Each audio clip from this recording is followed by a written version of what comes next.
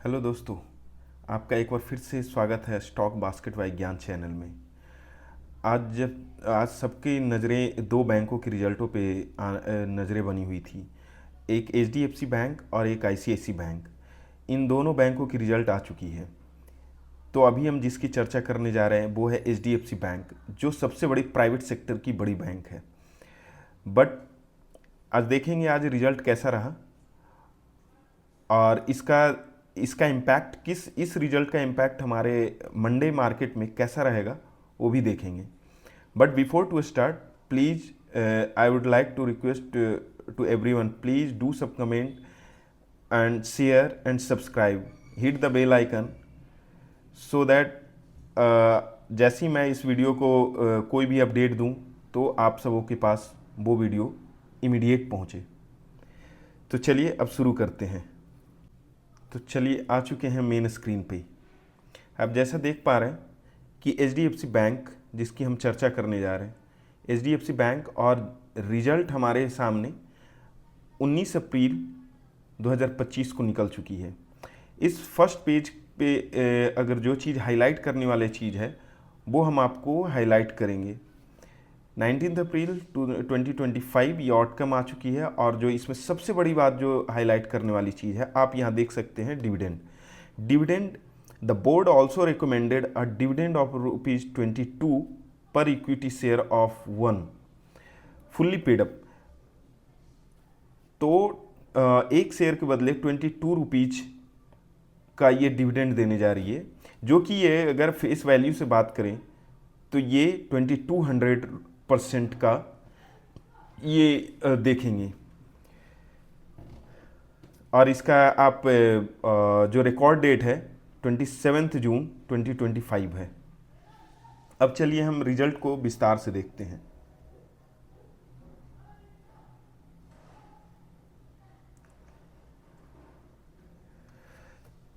हम आ चुके हैं स्टैंड अलोन फाइनेंशियल रिजल्ट पे, जो हम क्वार्टरली और ईयरली देखेंगे दोनों को। कॉम्परेटिवली दोनों का रिजल्ट क्वार्टर ऑन क्वार्टर और ईयर ऑन ईयर बेसिस पे कैसा रहा हम उसे देखेंगे। आप फर्स्ट जहाँ पे ये देखते हैं, बैंकों का सबसे बड़ा अर्निंग जो होता है वो इंटरेस्ट होता है। और यहाँ पे आप जैसा देख चुके हैं फर्स्ट पॉइंट में इंटरेस्ट अर्नड। तो interest earned A, B and C, D, ये 4 सेक्शन को मिलाकर बनाया गया है, जिसमें कि फर्स्ट इंटरेस्ट और डिस्काउंट। तो ये सबों को अगर ऐड करके ये अगर हम देखें कंसोलिडेटेड, तो फर्स्ट है 31 मार्च 2025 तक का ये क्वार्टर 4 का जो हम टोटल इंटरेस्ट अगर देखें, इंटरेस्ट अर्न 77,460 करोड़ रुपीज। आप यहाँ देख सकते हैं ये करोड़ में है। वहीं अगर पिछले क्वार्टर में अगर देखें, तुलना करें, तो ये 76,000 करोड़ के आसपास थी।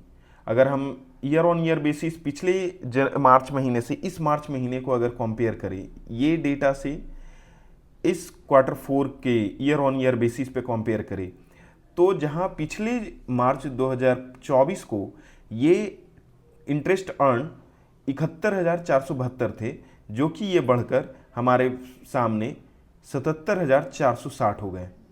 इसमें जंप हुआ है, टोटल इंटरेस्ट में भी जंप है और हमारे पास क्वार्टर ऑन क्वार्टर बेसिस पे भी जंप है। तो इंटरेस्ट अर्न तो अच्छा किया है, इससे हम कह सकते हैं। अब चलिए नेक्स्ट सेगमेंट की ओर बढ़ते हैं। नेक्स्ट सेगमेंट हम देखेंगे ऑपरेटिंग एक्सपेंसेज। हमारा ऑपरेटिंग एक्सपेंसेज बैंकों का जो सबसे बड़ा जो होता है वो एम्प्लॉयज कॉस्ट और अपने सर्वर को जो मेंटेन करने के लिए जो कॉस्ट पे करना पड़ता है वो है। तो यहाँ पे ऑपरेटिंग एक्सपेंसेज को अगर हम टोटल देखें, टोटल एक्सपेंडिचर, ठीक है, ये टोटल एक्सपेंडिचर पे अगर आप नज़र देंगे तो हम यहाँ देखेंगे लगभग ये क्वार्टर में 62,951 करोड़, जबकि ये प्रीवियस क्वार्टर से अगर कंपेयर करें, तुलना करें, तो 62,460, और इसके पिछले साल से कंपेयर करें तो 60,364। तो ये टोटल एक्सपेंडिचर जो है क्वार्टर ऑन क्वार्टर बेसिस पे लगभग ऑलमोस्ट फ्लैट है, कंट्रोल्ड है, but year on year basis पे हमारा ये बढ़ता हुआ दिख रहा है। इससे पहले अगर जो एक चीज़ और हाईलाइट मैं करना चाहूँगा वो है टोटल इनकम। टोटल इनकम अगर देखें जिससे ये 89,487,000 करोड़ रुपीज का टोटल इनकम गेन किया है, जो कि हम अगर प्रीवियस क्वार्टर से देखें कंपेयर करें तो 87,460 करोड़, वहीं पिछले साल से कंपेयर करें तुलना करते हैं तो ऑलमोस्ट फ्लैट है। 89,639 यहाँ भी था, यहाँ है 89,487, लगभग हम कह सकते हैं टोटल इनकम में गिरावट देखने को मिल रहा है। बट आप फर्स्ट पॉइंट जो देख चुके हैं, इंटरेस्ट अर्न काफ़ी अच्छा हुआ है। नेक्स्ट सेगमेंट की ओर बढ़ते हैं और ये है प्रोविजंस। आप प्रोविजंस देखेंगे एंड कंटिजेंसी। प्रोविजनिंग अगर जो हम देखते हैं, प्रोविजंस हम उसे कहते हैं जो बैड डेट के लिए प्रोविजन, जो एनपीए हो जाते हैं उसके लिए जो हम जो प्रोविजनिंग करते हैं, उसी का ये डेटा हम आपको हाईलाइट करते हैं। इस क्वार्टर 4 में 3,193 करोड़ रुपीज का प्रोविजनिंग किया गया। वहीं पिछले साल प्रीवियस क्वार्टर में 3,153 करोड़ था। वहीं पिछले साल की अगर बात करें तो 13,511 करोड़ का प्रोविजनिंग था। तो प्रोविजनिंग अच्छी खासी कम हुई है। क्वार्टर ऑन क्वार्टर बेसिस पे भी बात करें तो सही है, और ईयर ऑन ईयर बेसिस पे भी बात करें तो बहुत अच्छी बात है। अब हम आते हैं नेक्स्ट सेगमेंट, जो कि सबसे बड़ा पार्ट है, वो 14 नंबर आप जैसा देख पा रहे हैं। 14 नंबर ये कह रहा है net profit for the period 12 and 13। हमारा ये नेट प्रॉफिट ओवरऑल कैसा रहा क्वार्टर 4 का और ईयर ऑन ईयर बेसिस। तो क्वार्टर 4 का अगर नेट प्रॉफिट देखें तो 17,616 crore rupees net profit gain किया है। वहीं प्रीवियस क्वार्टर में, पिछले क्वार्टर में 16,735 करोड़ रुपीज का ये गेन किया था। तो ये क्वार्टर ऑन क्वार्टर बेसिस पर बढ़ता हुआ दिख रहा है, लगभग 6%। और अगर बात करें तो ईयर ऑन ईयर बेसिस पे बात करते हैं नेट प्रॉफिट, तो 16,511, ये 17,616, ये भी लगभग 6% का ग्रो देखने को मिल रहा है। तो नेट प्रॉफिट काफ़ी अच्छा देखने को मिला है। जिस तरह की ये गिरावट है ग्लोबल ओवरऑल ग्लोबल मार्केट में, उसको देखते हुए अच्छा ये परफॉर्मेंस दिया है। जो सबसे बड़ा अगर दिक्कत होता है किसी भी बैंक का, वो है NPA, non performing assets. Non performing assets हम उसे बोलते हैं कि आपने लोन लिया और वो लोन रिकवर नहीं कर पाया, ऑन टाइम पे नहीं हो सका, तो हम उसे उस ईयर के लिए हम एनपीए एज ए घोषित करते हैं। उस एनपीए को अब हम देखेंगे कि कैसा रहा एनपीएस। बट एनपीए को देखने से पहले हम सबसे पहले ईपीएस देखेंगे, अर्निंग पर शेयर, जो कि आप यहाँ पे देख सकते हैं 17 का सब पॉइंट 3 में अर्निंग पर शेयर ईपीएस आप यहाँ देख सकते हैं, फेस वैल्यू ऑफ ₹1 ईच।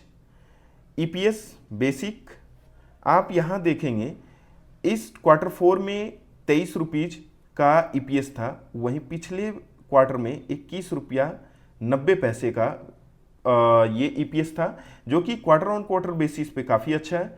और अगर ईयर ऑन ईयर बेसिस पे पिछले साल से अगर हम कंपेयर करें तो बहुत अच्छा है ईपीएस, जो कि इससे ये रेफर कर रहा है कि अर्निंग इसकी अच्छी हुई है। और अब हम चलते हैं एनपीए, जो सबसे बड़ा इसका जो पेन एरिया है, सबसे बड़ा किसी भी बैंक और फाइनेंशियल इंस्टीट्यूशन का जो सबसे बड़ा जो प्रॉब्लमेटिक जो पॉइंट होता है वो एनपीए होता है। एनपीए नॉन परफॉर्मिंग एसेट, जैसा कि आपको अभी बताया था कि किसी लोन रिकवर ना हो जाने के कारण, जिसके कारण बैंकों को प्रोविजनिंग करनी पड़ती है, उसे हम एनपीए कहते हैं। तो एनपीए हमारा ग्रॉस एनपीए कैसा रहा? ग्रॉस एनपीए हमारा आप देख सकते हैं यहाँ 35,222 करोड़ रुपीज, वहीं कि पिछले अगर सत्र की बात करें तो 36,018 करोड़ था, और वही एक साल पहले की बात करें तो 31,173 करोड़ की ग्रॉस एनपीए रही है। हमारा एनपीए अगर क्वार्टर ऑन क्वार्टर बेसिस पे देखें तो ये घटता हुआ है, लेकिन अगर एक साल पीछे से अगर तुलनात्मक अध्ययन किया जाए तो ये पाते हैं ये एनपीए बढ़ता हुआ दिख रहा है। लेकिन अगर हम नेट एनपीए जो आप इसके जस्ट नीचे देख पा रहे हैं, वो नेट एनपीए ये है, नेट एनपीए हमारा ये कह रहा है 11,320 करोड़ का नेट एनपीए निकला है, जो कि पिछले क्वार्टर से कम है 11,587 के मुकाबले। और अगर हम ईयर ऑन ईयर बेसिस पे कंपेयर करें तो बढ़ता हुआ दिख रहा है एनपीए। तो एनपीए एक समस्या होती है किसी भी फाइनेंशियल इंस्टीट्यूशन की। आप अगर परसेंटेज में देखना चाहते हैं, जो कि आप ये ग्रॉस एनपीए का परसेंटेज आप देख सकते हैं कि 1.33% इस क्वार्टर में दिखा बढ़ता हुआ, ये लास्ट क्वार्टर का था और ये एनुअल। आप नेट एनपीए का परसेंटेज आप देखना चाहेंगे तो 0.43%।